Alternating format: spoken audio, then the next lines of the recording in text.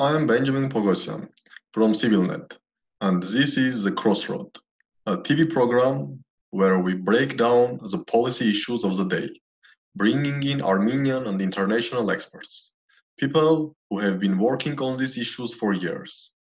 No bombshells and no politics, just informed discussion. In today's episode of Crossroad, I will discuss the COVID-19 implications for the regional security dynamics of the South Caucasus with Dr. Anna Ohanyan, the Richard Finnegan Distinguished Professor of International Relations at Stonehill College, and the 2 times Fulbright Scholar in Armenia. Her latest 2 books are Russia Abroad, Driving a Regional Fracture in Post-Communist Eurasia and Beyond, published in 2018 by Georgetown University, and Networked Regionalism as Conflict Management, published in 2015 by Stanford University. She has published widely in Washington Post, Al Jazeera, Foreign Policy, Global Governance, among other news outlets and academic journals. Her co-edited volume with Lawrence Browers on Armenian Velvet Revolution will be out this September. She joins Crossroad exclusively from the United States. Dr. Ohanyan, thank you for joining us from the United States. It's a pleasure. Thank you for the invitation, Benjamin. Dr. Ohanyan, let's first of all assess the regional security dynamics of the South Caucasus just before the outbreak. Let's assume the beginning of 2020, like January 2020.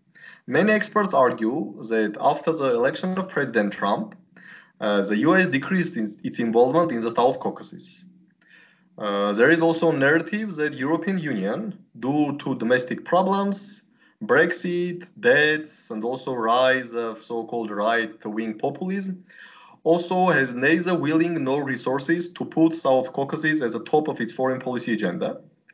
And because 2 external players, US and EU, due to different reasons, of course, have decreased their involvement in the South Caucasus, this resulted in the strengthening of positions of the Russian Federation.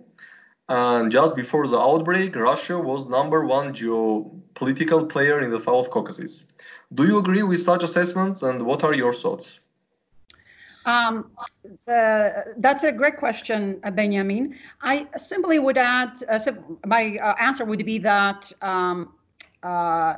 even before Trump coming to power, South Caucasus in general was never a high priority, was rarely a high priority either for United States or for European Union. It did matter for the European Union in terms of the neighborhood that European Union considered the South Caucasus to be. Eastern Partnership Program. Understanding the geographic proximity, etc.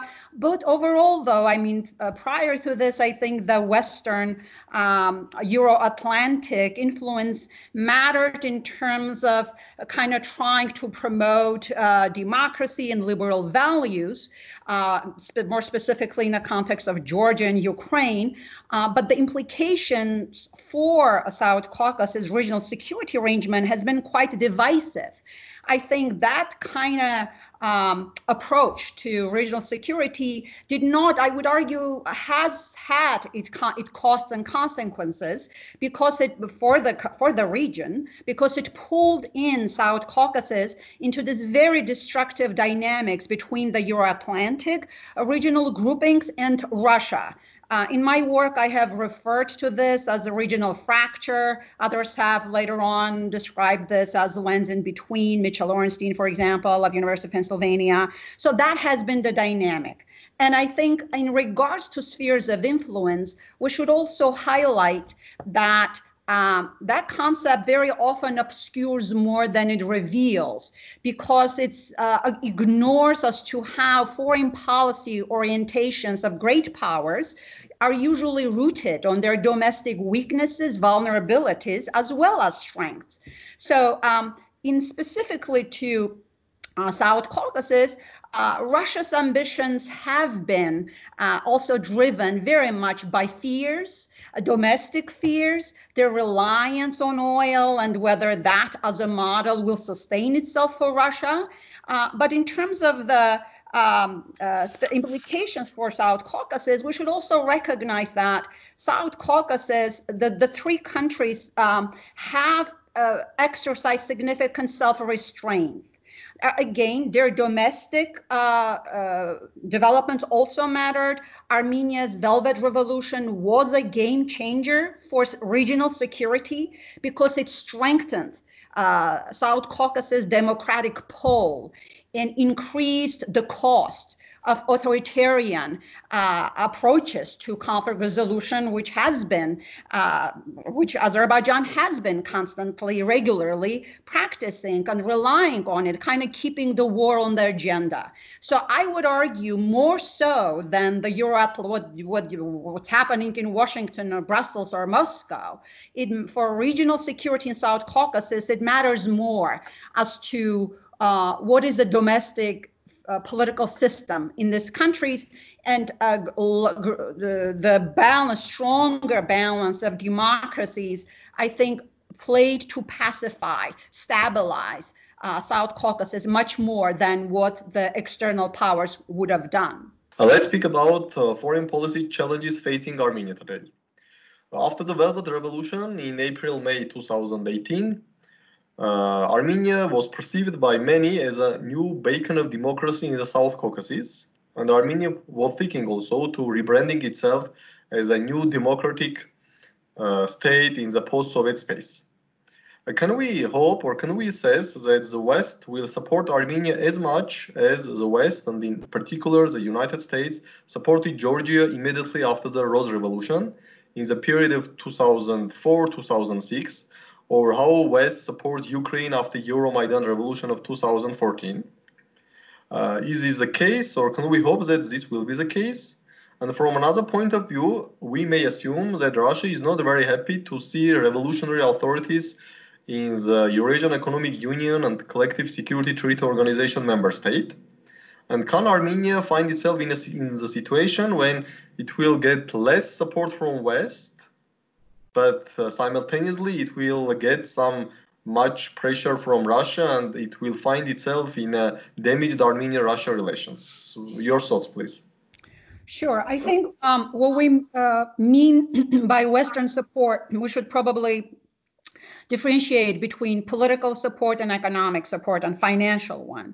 And the Western support to both Georgia and Ukraine have helped both countries financially in some respects, but they also, again, I alluded to this a little bit earlier, but they were also politically costly because they pulled both countries into this fractured state, into the center of confrontation with Russia, and highlighted the geopolitical stakes, or added a geopolitical dimension to democratic transition attempts of both countries.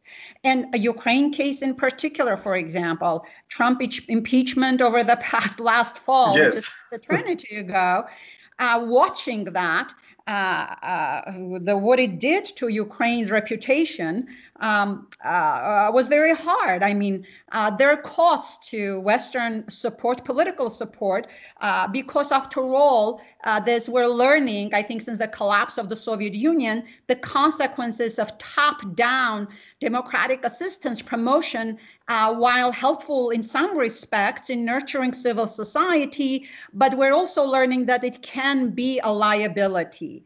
And whether Armenia should expect that kind of financial and political support, I think I would hope that the Euro-Atlantic region, at the very least, even if they do retrench, even if United States continues at the moment an attack on the very liberal institutions that created. Attack on globalization, much more emphasis on isolationism or nationalism, or that's right.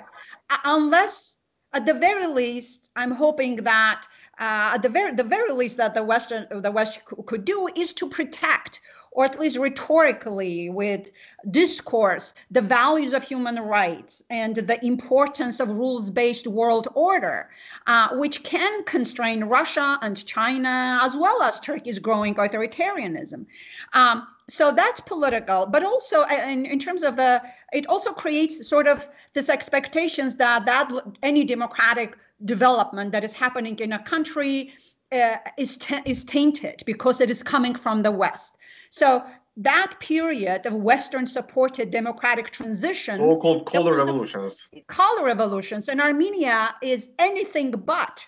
Armenians, I actually have a paper on that. The title is "The Velvet is Not a Color," meaning that this is not in that framework, and it is an asset. I think on the one hand, yes, it'd be nice to get a financial boost for Armenia, but at the same time, there are costs to that kind of financial assistance. We have to be, as researchers, we have to really pay more attention to the political implications of Western foreign aid, how it is given, how it is dispersed, which areas it is given. In the case of even the Middle East, some of the Middle Eastern countries, Western support that has traditionally been going to civil society, it created in some of the countries that went through the failed Arab Spring transitions, it created this dynamic of connecting the civil society with the state, creating these corporatist structures and weakening the associative capacities in the societies.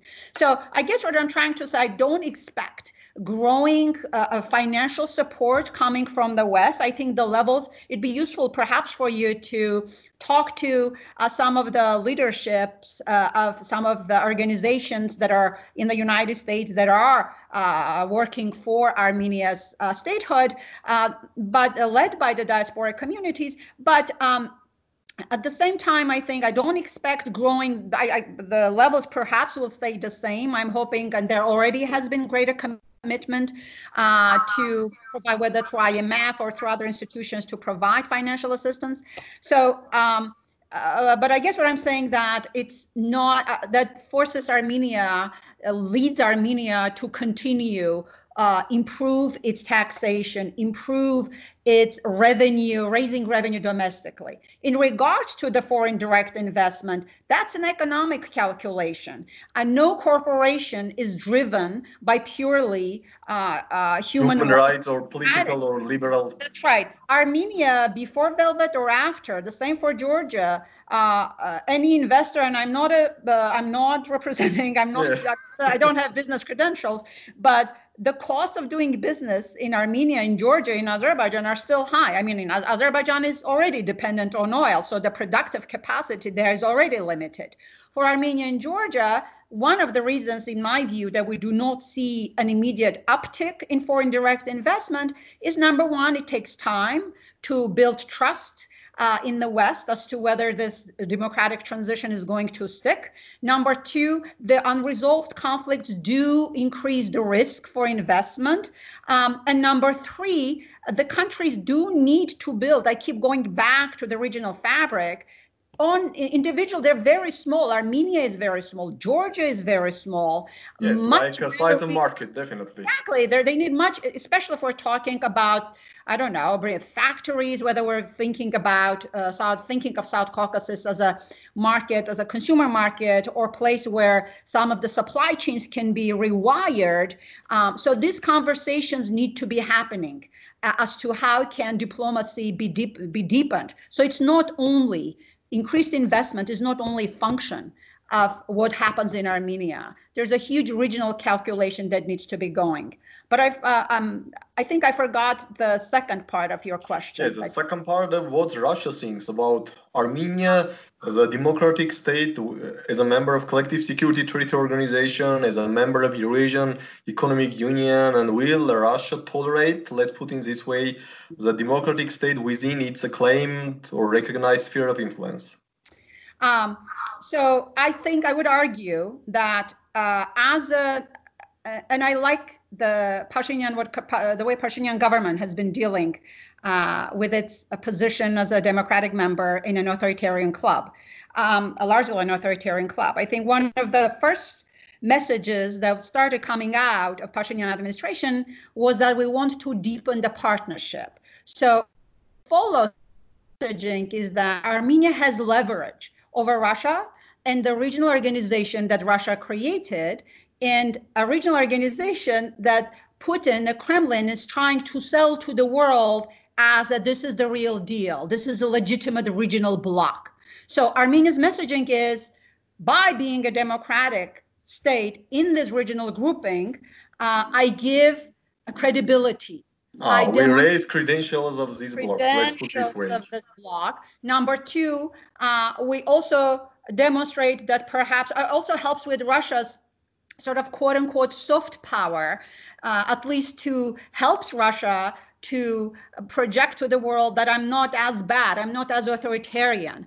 So I guess Armenia could be a model. But I would also say studies also show that Russia is not an ideological player, meaning that it's not set out to promote authoritarianism. It is a lot more practical, it is a pragmatic player, as long as it has some level of control over a particular country.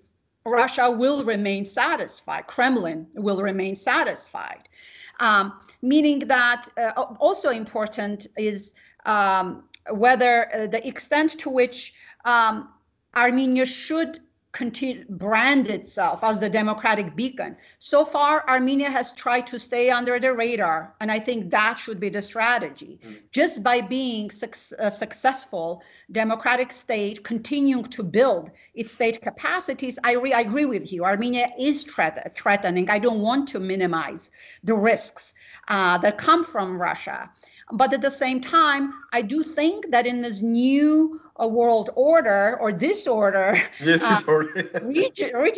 many are arguing we're moving into a non-polar world order. Yes, there are openings for smaller states, and Armenia needs to strengthen that. Right now, there is a post-COVID-19, there is a huge sort of a tension, a competition as to whether authoritarian or democratic societies are more effective. Yes, are more capable to deal with such crises. Exactly. And I think the strength of democratic states in greater connectivity, in community organizing, in transparency, radical transparency, all of these prove to be assets. But at the same time, we saw how Trump administration actually responded, in my view, and many would agree, quite negatively. There's a lot of shortages administratively. So there's some specificities we should also consider. But overall, I think democracy as a model, we're learning, is superior in the long term in producing the type of and building the knowledge-based economies that will succeed in the long term. But the second side of the issue is that democracy on its own is not enough. State capacity is as critical to have. So every government, authoritarian or democratic, will be judged on how well they have addressed the tension between public health and economic growth. So democratic transition, but also state capacity. And essentially, I would simply advocate for Armenian smaller states to really be proactive, especially in an authoritarian bloc, in demonstrating their strategic leverage, their strategic power as a democratic state in an authoritarian bloc. And I don't think Russia domestically would be much against in such discourse. Let's put it this way. That's right. I don't think Russia has worked in that. I don't expect Russia to do a detour. It already controls significant portions of Armenian economy, etc. Yes, but also security. Exactly. But Russia, I'm not even sure how far Russia will go in protecting Armenia's security. So that's a whole different conversation. But formally, Armenia is in Russia's security bloc, right? It does bring certain stability. Bilateral agreement and also multilateral CSTO. It does provide stability, geopolitical stability for Armenia, that definitely, certain level. So there is that. But we also should keep in mind that Russia on its own is in a hierarchy of power in world politics. Russia's economy is very heavily dependent on oil, and the oil prices are negative already. So Russia's sort of the Kremlin model of social contract with its people is not very sustainable. The same for China. All of this, they're dependent on certain level of economic stability. In Russia's case, to continue and project power and then tell domestic audience that, look, we still matter. And I'm trivializing a little, but Russia on its own as a power in the long term is seriously vulnerable economically as well as politically. Russia-China alliances are not proving to deliver as much for Russia as many have hoped. So in a non-polar world, I would say Russia is itself quite vulnerable. In Armenia, Georgia, any other post-Soviet state should view Russia in this hierarchy of relationship and understand Russia's vulnerabilities in order to give and take, in order to push back against Russia. Yes, while to pursue transactional relations, let's put it this way. Exactly. While coordinating with one another. I think that has been, in the post-Soviet period, in that order, there has been very little coordination between countries in negotiating, renegotiating, recasting relationships with Russia. So. Okay, Dr. Ohanyan, thank you very much. It was a really interesting discussion. I appreciate it very much. Thank you for your time and thank you for being with us. Thank you very much, Benjamin. Thank you for the great questions. Lots to think about for me too. Good luck. Thank you. Good luck. Bye. Bye. Bye-bye.